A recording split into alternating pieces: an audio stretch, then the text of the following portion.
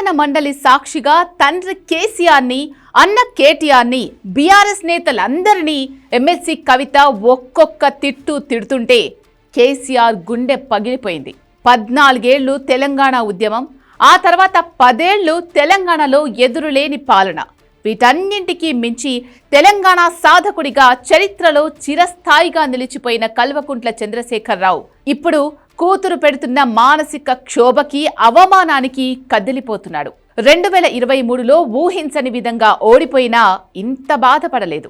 2024లో liquor కేసులో కూతురు తీహార్ జైలుకు వెళ్ళినప్పుడు కూడా ఇంత బాధ లేదు. 2024లో లోక్సభ ఎన్నికల్లో ఒక్క సీటు కూడా గెలుచుకోలేకపోయినా చలించలేదు. అలాంటి మనిషి ఇప్పుడు కన్న కూతురు చట్టసభలో నిలబడి 10 ఏళ్ల నీ పాలనలో పీకిందేంటి? టీఆర్ఎస్ నుండి బీఆర్ఎస్గా మారుస్తామనేటటువంటి ఒక కీలకమైన నిర్ణయం తీసుకోవడం జరిగింది అధ్యక్ష. ఈ పేరు మార్పుకు ఒప్పుకోలేదు, నేషనల్ పాలిటిక్స్లోకి వెళ్ళడం కూడా నేను ఒప్పుకోలేదు అధ్యక్ష. తెలంగాణలో ఏం పీక్ కట్టలు కట్టినామని నేషనల్కి పోయి చేస్తాం అధ్యక్ష. మనం నీ బతుక్కి మళ్ళీ జాతీయ పార్టీ అవసరమా?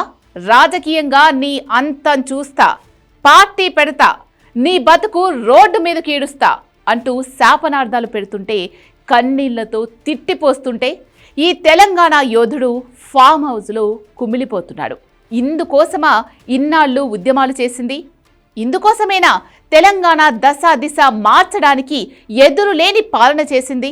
కన్నబిడ్డతో మాటలు పడ్డానికేనా అనే ఆవేదనలో మునిగిపోయారట కేసీఆర్. నడి సభలో కూతురు కన్నీళ్లు పెట్టుకుంటే, ఇంతటి పరువు బజారుకు ఎక్కిపోతుంటే, రాజకీయ ప్రత్యర్థులు అదే సభలో కూర్చొని విలాసంగా నవ్వుతుంటే, అంతకన్నా కేసీఆర్కి గుండె పగిలే దృశ్యం ఇంకేం కావాలి? వేలు లక్షల కోట్లు సంపాదించి ఉండొచ్చు, అపారమైన అధికారాన్ని చెలాయించి ఉండొచ్చు, తెలంగాణ చరిత్రలో తిరుగులేని నేతగా నిలబడి ఉండొచ్చు.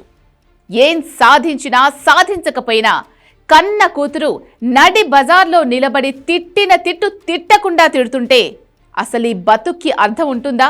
ఇప్పుడు కేసీఆర్ ఆలోచన అదే. కన్నబిడ్డ శాపనార్థాల కోసం, తిట్ల కోసమే ఇదంతా చేశానా అని ఆవేదనలో, నిర్వేదంలో కొట్టుమిట్టాడుతున్నారు కేసీఆర్.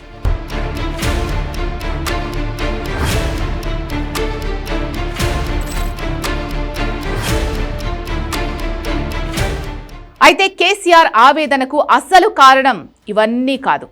కవిత మాట్లాడుతున్న ప్రతి మాట తెలంగాణ ముఖ్యమంత్రి కేసీఆర్ ప్రథమ శత్రువు రేవంత్ రెడ్డి మాట్లాడుతున్నట్లే ఉంది.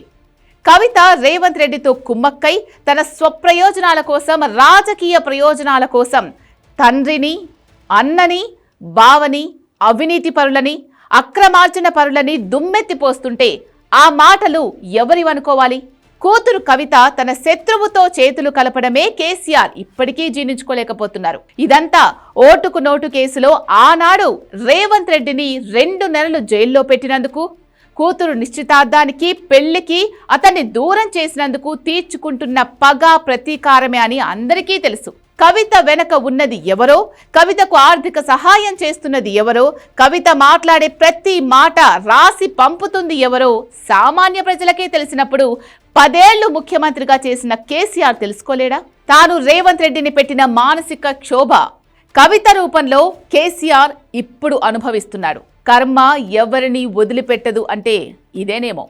మరోవైపు బీఆర్ఎస్ వర్కింగ్ ప్రెసిడెంట్ కేసీఆర్ కొడుకు కేటీఆర్ తాను వ్యూహాత్మకంగా వ్యవహరించాల్సిన విషయాన్ని గాలికొదిలి ఉక్రోషంతో, ఆక్రోషంతో రేవంత్ రెడ్డిని నిత్యం బూతులు తిడుతూ స్వయం తృప్తి పొందుతున్నాడు. కవిత కోరుతున్నది ఆస్తి, అంతకు మించి రాజకీయ అధికారం. అదేదో కవితకే ఇచ్చి ఆమెతో రాజీ చేసుకొని ఉంటే ఈ రోజు కేసీఆర్ కుటుంబం రోడ్డున పడేది కాదు.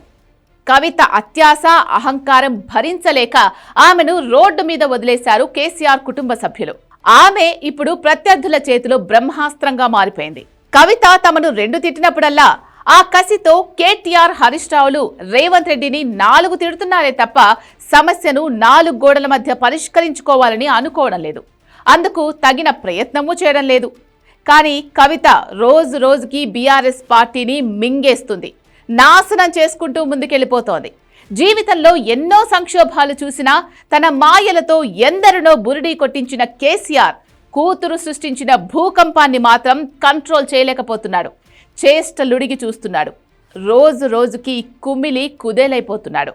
ఆ బాధతోనే భయంతోనే అసెంబ్లీలో అడుగుపెట్టడానికి వణికిపోతున్నాడు. ఏ తండ్రికైనా ఇంతకంటే గొప్ప శిక్ష ఉంటుందా?